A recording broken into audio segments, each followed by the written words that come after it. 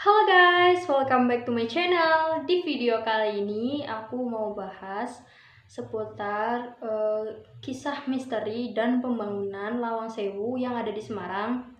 So, buat kalian yang penasaran apa aja sih yang akan aku bahas di sini, langsung aja, don't skip and stay tuned.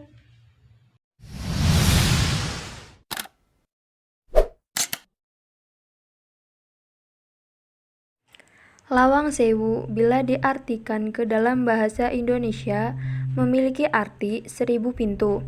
Dari kata lawang yang berarti pintu dan sewu yang berarti 1000. Dan ini merupakan penggambaran masyarakat Semarang tentang banyaknya jumlah pintu yang ada di sana. Meski faktanya jumlah pintu yang ada tidak mencapai 1000, namun lebih tepatnya ada 429 buah lubang pintu.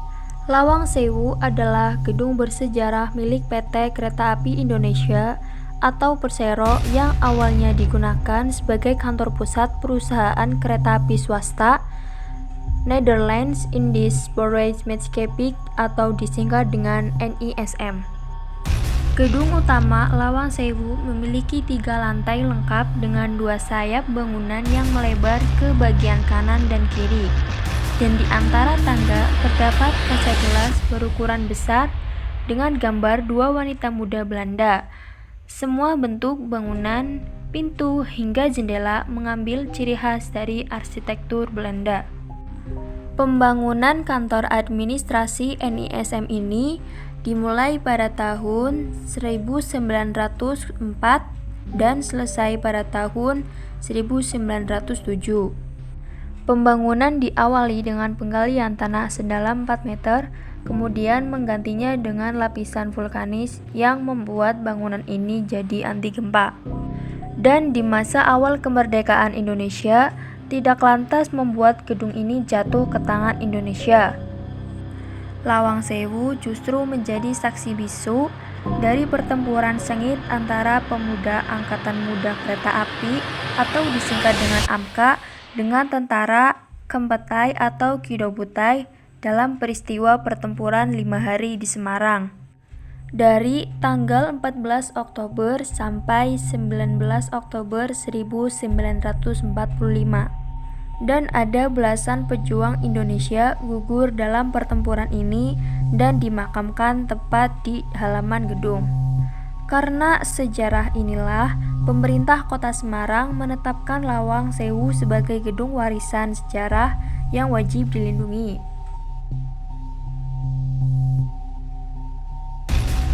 Di balik indah dan megahnya bangunan Lawang Sewu ini, ternyata masih menyimpan cerita mistis yang sangat menyeramkan. Setelah kosong bertahun-tahun, gedung peninggalan Belanda ini menjadi tidak terurus dan terlihat menyeramkan. Tidak heran jika akhirnya beredar banyak kisah mistis yang menghantui di sekitar wisata bersejarah ini, dan sempat dinobatkan sebagai bangunan paling angker kedua di benua Asia. Dan konon ada salah satu ruangan yang dikenal paling angker, yaitu sebuah lorong yang berada di bawah gedung. Di masa pemerintahan Belanda, lorong bawah tanah itu difungsikan sebagai aliran air yang dapat menyejukkan suasana Lawang Sewu.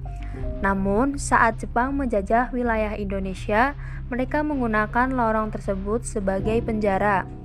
Lorong yang hanya setinggi 0,5 meter tersebut membuat para tahanan hanya bisa jongkok sambil menahan dingin dari air yang mengalir. Dan banyak tahanan yang akhirnya tewas akibat tak kuat menahan penderitaan selama dalam penjara tersebut. Dan pada tahun 2013, gedung ini sempat dijadikan lokasi uji nyali sebuah acara TV dan berakhir dengan meninggalnya salah satu peserta beberapa hari setelah acara berlangsung. Tapi tak ada yang memastikan apakah kematiannya itu berhubungan dengan uji nyali yang dia lakukan di Lawang Sewu tersebut. Tidak ada yang tahu. Suara misterius di sumur tua. Di halaman gedung Lawang Sewu terdapat sebuah sumur tua yang setiap harinya tidak pernah dibuka karena selalu dikunci. Menurut kabar yang beredar, ketika di malam hari dan suasana sepi, Tidak jarang orang yang pernah mendengar suara-suara jeritan kesakitan dari tentara Belanda. Dan sejarahnya, ternyata sumur tersebut dipakai oleh tentara Jepang untuk membantai tentara Belanda. Tak aneh, arwah yang mati tragis itu acap kali bergentayangan di saat malam hari. Penampakan noni Belanda. Selain tentara Belanda dan Jepang, penampakan lain yang kerap muncul adalah noni Belanda. Konon, kemunculan noni Belanda sering dibarengi oleh jeritan misterius. Menurut kabar yang beredar, jeritan itu berasal dari noni Belanda yang ketakutan ketika tentara Jepang membantai tentara Belanda secara kejam.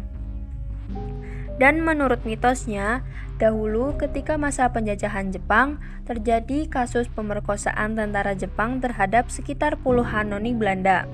Usai diperkosa di Lawang Sewu, tentara Jepang langsung memenggal kepala noni-noni Belanda itu yang menyebabkan munculnya kisah mistis. Kisah hantu noni Belanda ini pernah disampaikan lewat kesaksian seorang pria yang mengakui melihat penampakan sosok noni Belanda ketika dirinya sedang memancing di sekitar Sungai Lawang Sewu. Pria itu mengaku sosok noni Belanda memang tidak mengganggu, namun hanya mondar-mandir dengan menampilkan wajah pucat yang cantik, bersimbah darah, dan tersenyum. Tetapi, setelah pemugaran dan renovasi yang selesai pada tahun 2011, Lawang Sewu berubah menjadi tempat wisata bersejarah. Tidak ada lagi bangunan gelap dengan berbagai penampakan yang menyeramkan. Yang ada hanya bangunan indah peninggalan Belanda yang kaya akan sejarah.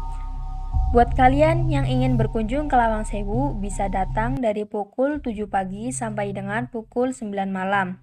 Untuk tiket masuk pengunjung hanya perlu membayar 10.000 untuk yang dewasa dan 5.000 untuk anak-anak. Untuk bisa menjelajahi ruang bawah tanah, kalian harus menyewa tour guide dengan membayar biaya tambahan sebesar 30.000. Nah, itu dia beberapa sejarah singkat yang harus kalian ketahui. Gimana, mau berkunjung ke Lawang Sewu? Nah, jadi gimana guys pembahasan kali ini? Semoga bisa menghibur dan bisa menambah wawasan kalian ya. So, buat kalian misalnya ada yang perlu ditambah atau kalian mau lebih tahu, boleh nih cara-cara di kolom komentar di bawah. Dan aku ingetin lagi buat kalian yang belum subscribe channel aku, subscribe dulu channel aku biar aku lebih semangat kontennya. Bye bye, see you.